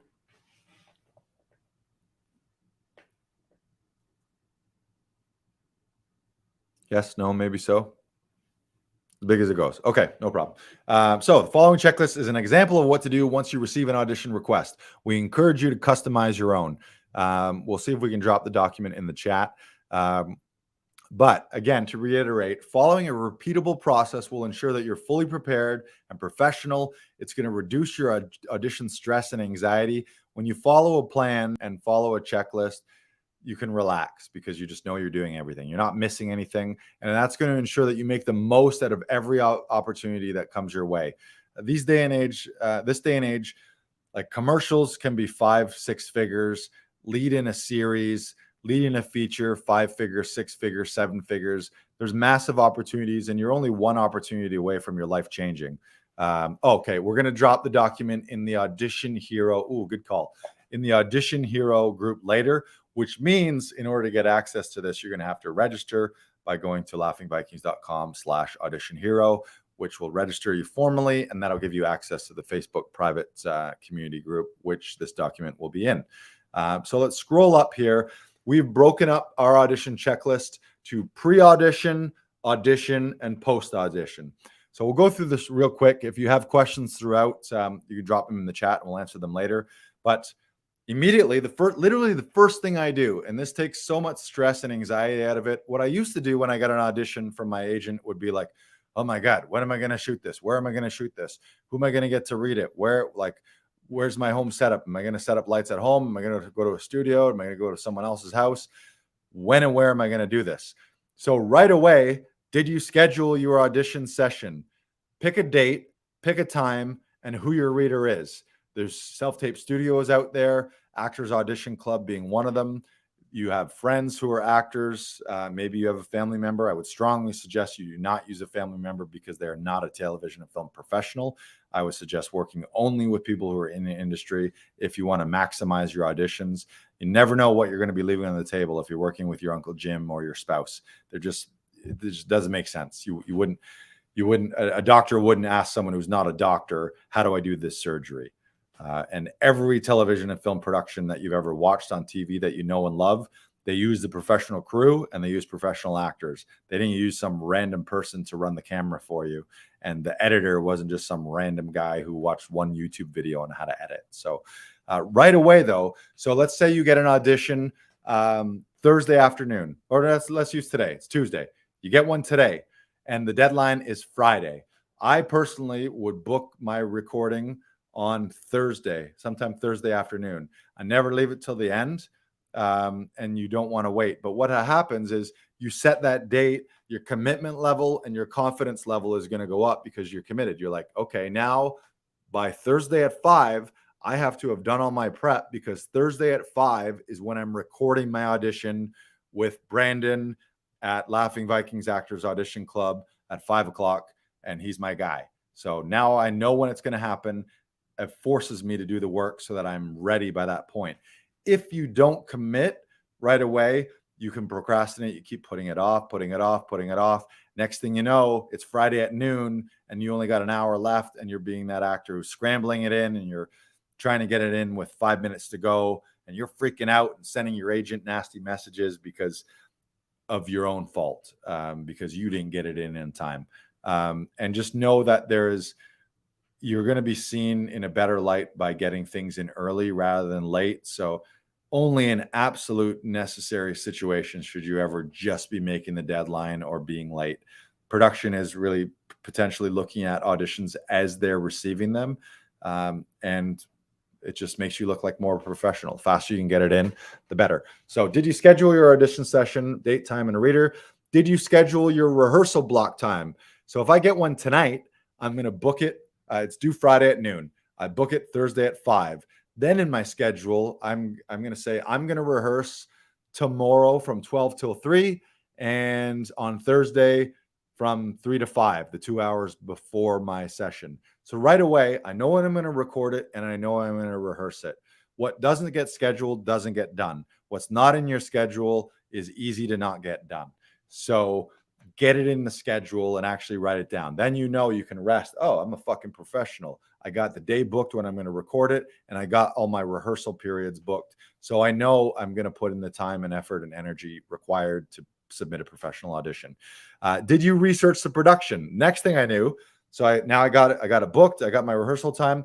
I'm going to look up who the writer is, who the creator is, who the producers are, who the directors are, also who the casting director is. So I know, if I know them, I know what they cast and what they look for. Maybe I already know them and know their preferences. Research that. They have other work. You want to know what they're working on, what these people have done. You want to know who you're dealing with. Also what type of vibe and what type of tone. So the next thing is, did you watch an episode or some of their previous work? If it's a show that you've never heard of or never been on before and you've never seen it, you got to watch it. You can't just look at a script and then deliver a performance, because you might deliver a performance that is way out of line. I'll give you a great example. See is a world where everyone except for a couple of people cannot see. So if you submitted an audition for C and you are a sighted person reacting with your eyes to everything you see, you're instantly going to be recognized as a person who has no clue what they're auditioning for. If it's here in Canada, there's a show called Murdoch Mysteries. It takes place in the early 1900s. So if there's not a little old timiness, like if you audition wearing like modern sunglasses and a modern shiny futuristic looking wardrobe, you're going to look out of place. So you want to watch the episodes so that you understand the tone of the episode, you understand the world, the vibe. Are people really big, or is everyone very small and muted? Not saying that you have to adhere to all that. I can hear Tom Todoroff saying just because everyone else is small doesn't need to mean that you need to be small. But you need to understand the world that you are auditioning for. And you understand the tone. So don't ignore that. Watch a handful of episodes. Also, you might get asked that at some point, and you don't want to be lying. Jason Momoa actually asked me, "Have you seen some of the episodes?" And I fortunately was able to say, "Yeah, I think it's great. It was amazing. I watched all of season 1. It was great. It's kick ass. Love it. Love the show." And the more you watch, the more you're going to understand it, and the more you're going to be comfortable. You're also going to know maybe you have scenes with the leads, and you know this character, you know how they act and respond, so you might get a better sense of the scene that you're dealing with. Did you write out the script? Here's what we like to do, and this is what we've been taught, is our advice to you. And again, you don't need to follow all this advice. If you have your own system, so be it. We like to write out the script, either handheld or like a handwriting, or retype it. But what I do is we remove all the punctuation and we remove non-critical stage directions. A lot of actors like to play the punctuation, meaning if there's a comma, they pause. If there's a period, they pause more. If there's a ... they pause even more. And then the non-critical stage directions are like, he sighed, or he raised his eyebrow, or he sat down, or he looked out the window, or he grimaced, or all those things.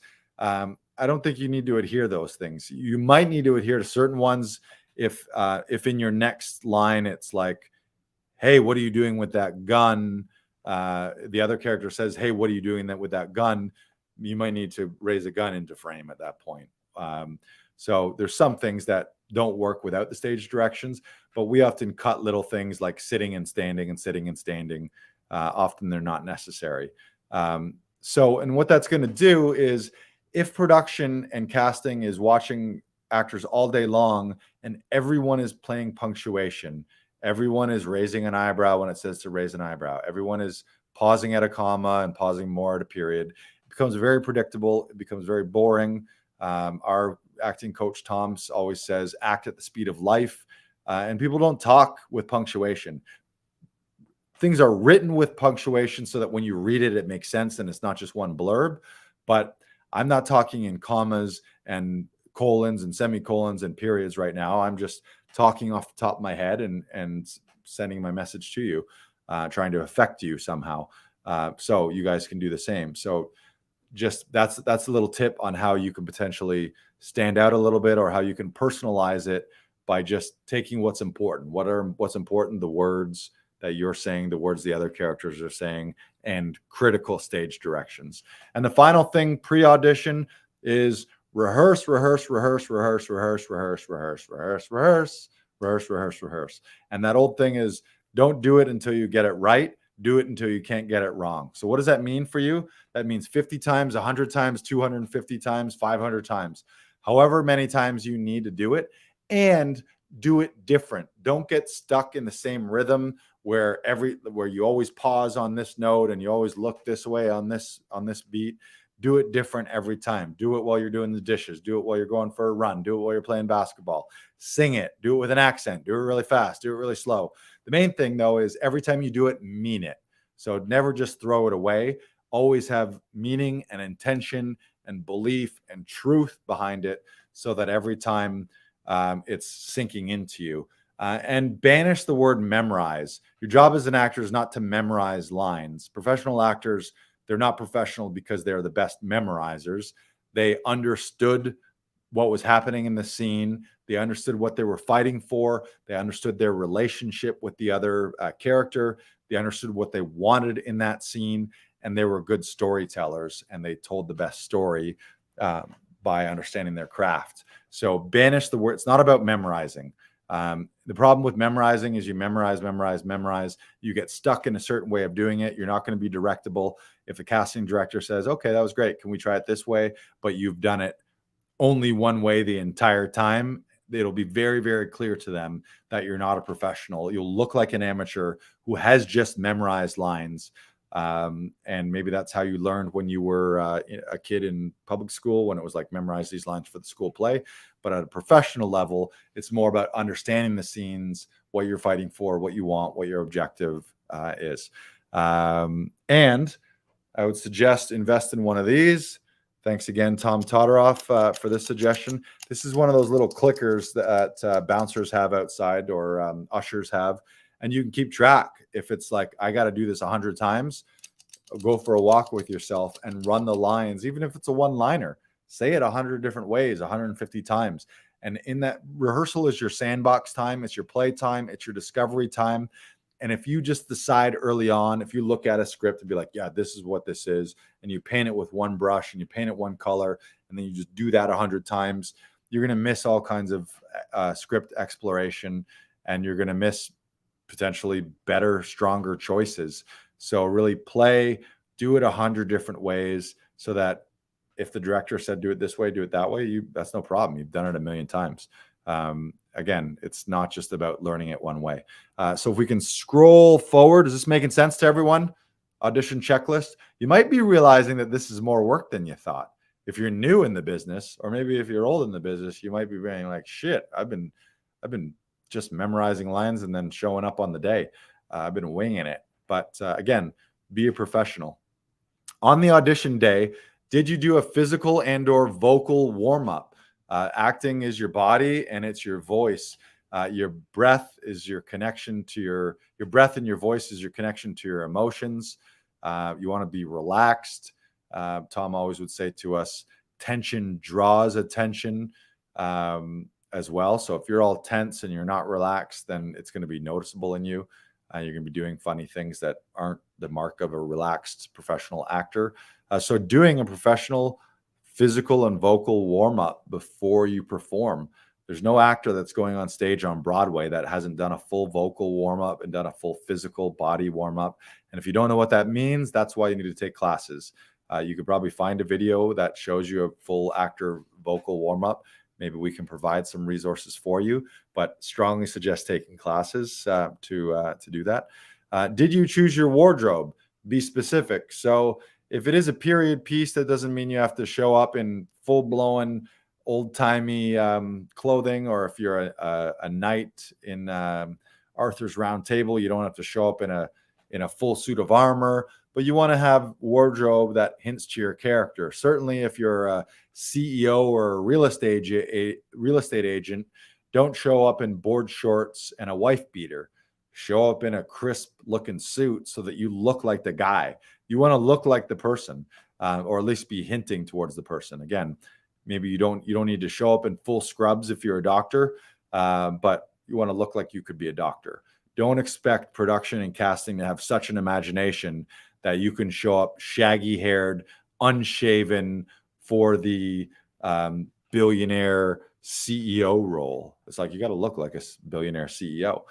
So be specific with your wardrobe and understand you don't want your wardrobe to outshine you, but remember that your wardrobe, as Tom Todoroff always taught us, your wardrobe and your background and your lighting and your setup speaks before you do.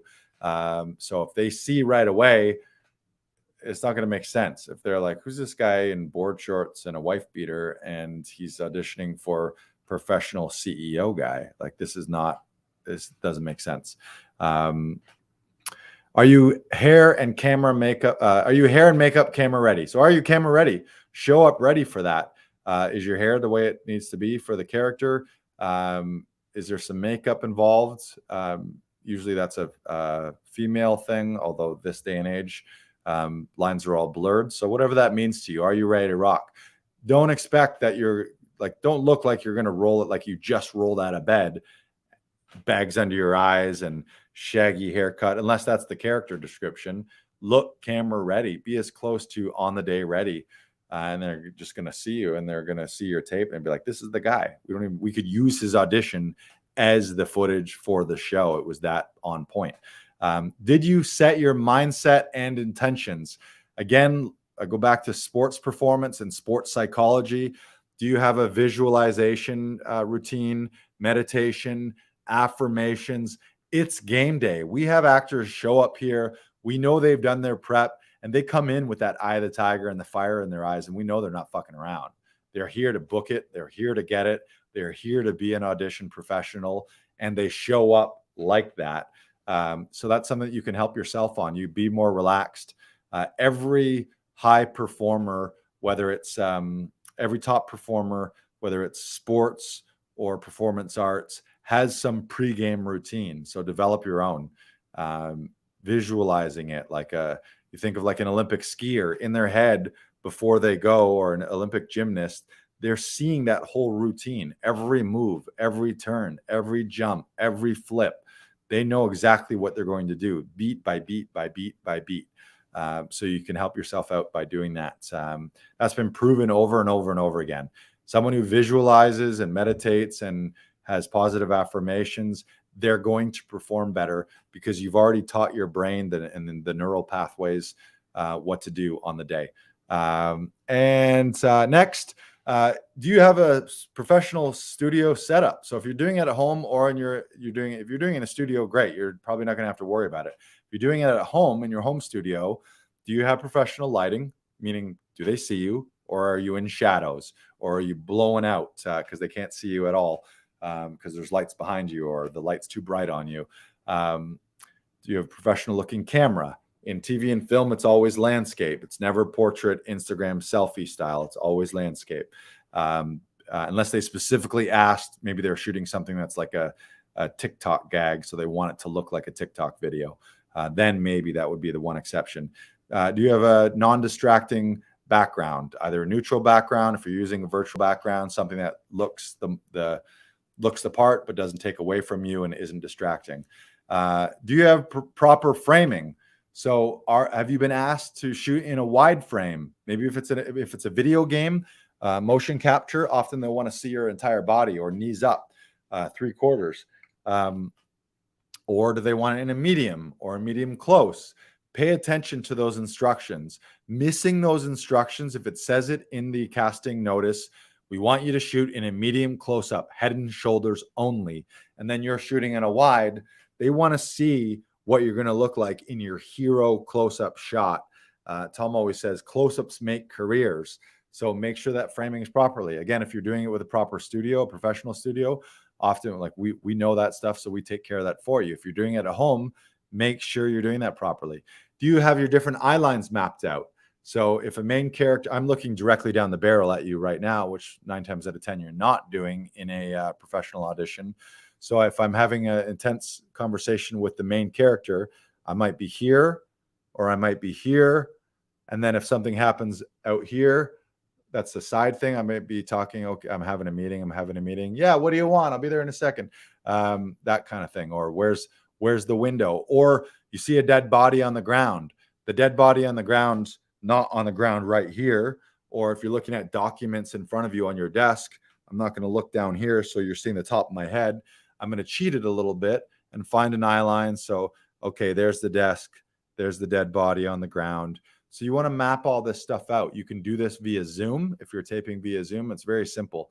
And know where your eye lines are. That's going to bring the scene to life. That's going to show the casting directors you know what the scene is all about. And if you're talking to everyone in the same spot, it's not really going to make sense what you're doing or who you're talking to. Let me check here. Yeah. All right. Where were we here? So eye lines, are you seated or standing? Make that decision. Is it going to be best for you to sit?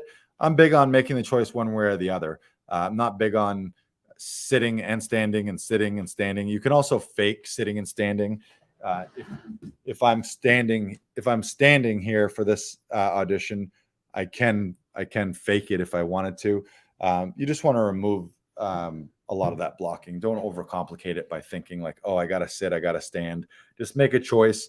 For most people, often standing is a better energy, and they like to be mobile and grounded and standing. Other people, if it's a courtroom scene or a police interrogation scene, you might want to sit for that. So whatever the best choice is. Focus on your strong beginnings and endings.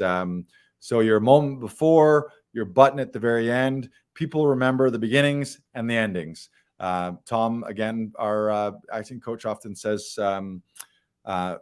first impressions and last looks. There's something called the primacy effect and the recency effect. Doesn't matter who you are, every human being, they remember the opening moment and they remember the end, and the middle's kind of the middle. So make sure you nail the opening beat, make sure you nail the end beat. Obviously, ideally, you nail every moment, but I wouldn't submit a tape where I didn't nail the first line and the first beat, or I didn't nail the last line and the last beat. Because the last impression or the first impression is going to be that you were just meh, so. Have you recorded a strong take of each scene? So if it's a 3-scene thing, I would go scene by scene by scene. So I'd do a bunch of takes of scene 1 till I got the 1, then move on to scene 2, then move on to scene 3. Have you recorded a confident slate? Again, follow the instructions. What do they need to know? Don't miss instructions in a slate. It's an easy reason for them to dismiss your audition if you didn't include a slate or if you didn't do it properly.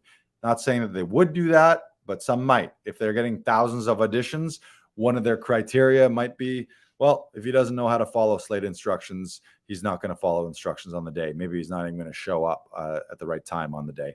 So you want to give them all the confidence in the world to know that this is a professional. When we ask him to do something, he follows instructions like a professional. And then, are the files edited properly? Do they want one file? Do they want separate files? Do they want fades in between? Do they want a front slate or a tail slate? Are the files edited, or are the files named properly? Your name, the role name, the project. Again, they often are very, very clear with these instructions. So follow instruction. Show them right away that you're a professional, rather than the guy that kind of doesn't really pay attention and half-asses it. You might think, do they really care? Maybe they don't, but maybe they do. And if they do and you miss it, you might have just missed out on a massive opportunity. And then the final thing here, are your files uploaded and emailed to the proper destination before the deadline? So get those uploaded, emailed to you, your agent, get them up on the casting site. If you're using a studio, like for us, within 15 minutes of a session, we've emailed them to the agent and or casting. So our actors might follow up with their agent, just be like, you received that? Yeah, you received it. Great. Okay. Just so you know, you're going to be heads up. You're going to be getting the file from Laughing Vikings Audition Club. Should be coming your way any minute. So you want to follow up with them. And then post audition. So great. Congratulations. You just submitted your winning audition. Did you confirm? So actually the one that I just mentioned was post audition. Did you confirm that they received it? Is it there? Has it been uploaded? You double check with your agent, double check with your casting, or maybe you go on the casting site and you see it there. Yep, it's been uploaded. Check, they got it. And then this is huge. And if you miss this, you're leaving money on the table. Did you journal and or reflect on your performance? So you can go through this now that you've recorded it. You know how you felt about it. You know about how you feel about the final product. What did you do well in that audition? What could you improve next time? Did you miss steps? Was there something lacking in your preparation? Could you have done better with your wardrobe? Could you have prepped a little better and learned the scene a little better? All those little things you want to be constantly improving. And if you're not having that debrief moment of journaling and or reflecting, then you're not improving for next time, and you may be just making the same mistakes over and over and over again. And then the final thing, this is the best: celebrate. You did it. Congratulations. Auditions is an opportunity to create something. It's an opportunity for you to perform and play. So you should be proud of those auditions. And something that we like to do is go celebrate. Take yourself out for a drink. Go take yourself shopping. Buy something. Go buy yourself a book. Buy yourself some ice cream. Go visit some friends. Just the idea of dangling a carrot so that you don't just get used to only celebrating wins when you book a role. You want to celebrate every audition, because there's a million reasons why you might not book a role, but that doesn't mean that you didn't do an amazing job on the audition.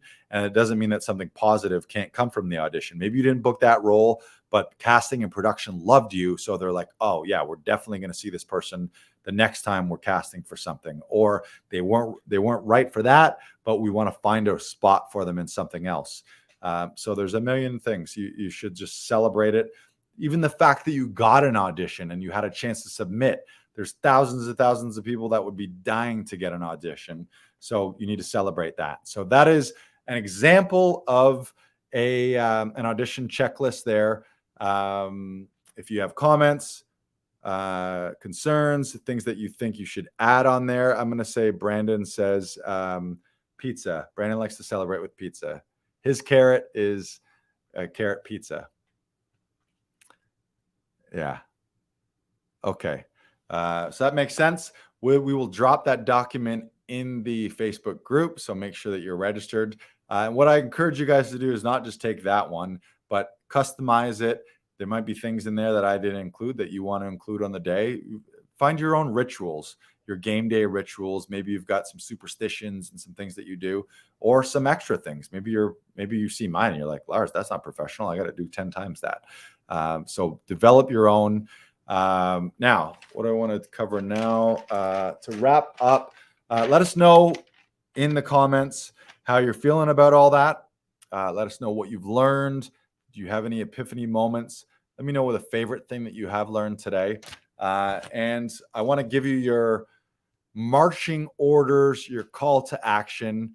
Hopefully you've gained some new insights here and realized that you have some work to do, that you can up-level your audition process. So here's your call to action. This is your mission, should you choose to accept it, and I know you all will because you're all audition heroes and you're all professionals, is to create your own personal audition checklist. And then what we want you to do is share a post in Facebook in the group by midnight tonight, Eastern time, for a chance to win a free audition session with Actors Audition Club. And by the way, we have some to give out. I'm going to announce it right now, actually. We had some people post after day one. You also had a task, and day one was to talk about your dream role and what you need to do to step into your dream role. And let me find the person here. Where were they? They had the Facebook group name Point Guard. We're going to give a free audition session to Point Guard. You got to reach out for us to that. But what we'll do is we'll connect with you via Zoom or in studio, and we'll help you with your next audition on the house. And there was one more that I wanted to give out here. If I'm not seeing it now, I'll post it in the group. Michael Ferrer, we're going to give one to you too. Michael Ferrer, congratulations, you won. So we're going to give two. I said we're going to give one to Point Guard, who says his dream role is to play a villain. And Michael Ferrer said he wanted to play one of the main roles, protagonist or antagonist in a major motion Hollywood picture. We're going to give you both freebies. So again, your mission tonight, develop your own audition checklist. Don't just copy and paste mine. Develop your own. And then you can post a video in the group about your own audition checklist. You don't necessarily have to go through all the steps. You can tell us, I'm going to use the framework that you use, plus I'm going to add this, this, and this. Or you can do a text post and show me yours. We got someone here commenting, key takeaway, researching the show, director, tone, feel of the show before going in for the audition. That is huge. That is huge. You'll just look like you have no idea what you're auditioning for if you don't do that, depending on the nature of it. You might get lucky and you'll just hit the tone or the feel of the show. But if it's something very specific and you don't know it and you didn't do your research, you will just look like you have no clue what you're auditioning for, and you'll look silly. Now, day 3, I want to foreshadow day 3 a little bit. Brandon, if you want to pop that up. Day 3, I want to thank all of you for being here today. You are now 2/3 of the way through Audition Workshop Series, Audition Hero Workshop Series. Day 3 is going to be this Thursday, July 28th at 2 p.m.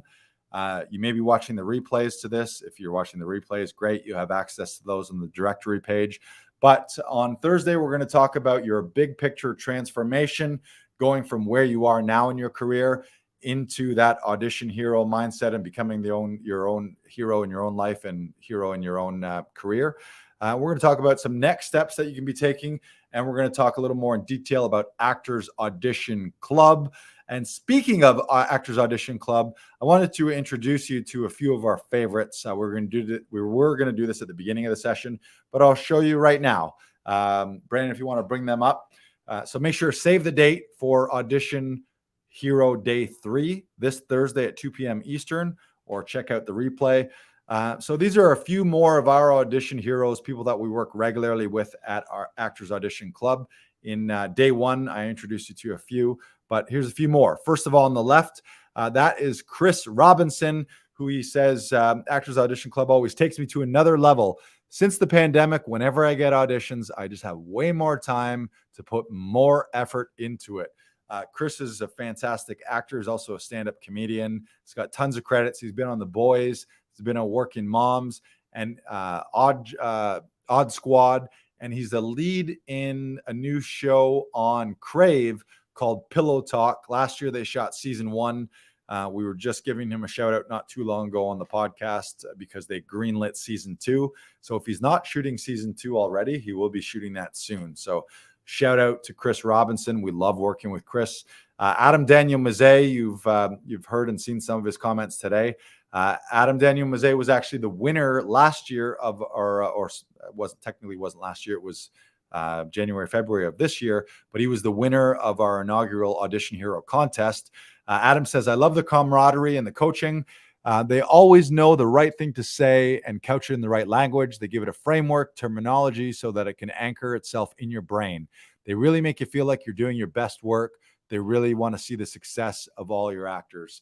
Adam Daniel Mazet is in a handful of shows, one of the hardest working guys in the business. He's in a feature coming out called, I believe it's The Ace and the Scout. Am I getting that right? The Ace and the Scout, an old World War II period piece. So we're excited to see him in that. And one thing I'll say about Adam is Adam books, we work with his auditions, but he also just books rehearsal sessions. He's one who wants to stay sharp and keep his instrument sharp. So he's always booking sessions with us where he's just working on a scene for his class, or he's working on a monologue, or he wants to spend an hour just working on some improv. So shout out to Adam for being very, very serious about his craft. And it's really night and day to see him when we first met him a year or two ago to see where he is today. So congratulations to all your hard work there, Adam. And on the far right side, this is one of our other favorites, Shaquille James Hostin, professional actor. He's also a professional wrestler as well. So do not piss him off. He will drop kick the shit out of you. He says they want you to bring your best effort each and every time. It's a great atmosphere. Energy is everything, and your thoughts are things. I love that. So when you are with good energies and enthralled people, you know you're going to do a great job. Thank you to everyone at Laughing Vikings. Shaquille James Hostins, he's worked most recently, he booked a role. It just aired not too long ago in The Boys. He's been on 12 Monkeys, on Murdoch Mysteries, and Beauty and the Beast. And again, Shaquille, he was the second runner-up in our Audition Hero contest back in February. And he's one of those guys, always shows up with eye of the tiger. He's ready to go. He's ready to play. You know that he's always prepped. He has a plan of attack and a game plan. We love working with him. And those three are booking and continuing to work towards their dream roles and having the career of their dreams. So congratulations to those three. And we'll introduce you to some more of those people on day 3 through Actors Audition Club. Final thoughts. Again, thank you and congratulations for taking the time to be here today. The fact that you're here means you're willing to work and willing to grow and willing to improve. So kudos to you for taking the time and being a professional. Make sure to go back and watch day 1 if you haven't. Rewatch day 2. Go into the Facebook group. Make a post with your audition checklist, either a video or a text post, and we will reward at least one of you with a free audition session. And again, the reminder here is there's no better time to be an actor. There's more productions, there's more money, there's more opportunities. You live in an international, global film and television community, and you're only ever one audition away from changing your life. So you want to make sure that you're seizing every one of those opportunities, which means you need to up level and grow and change and be a professional.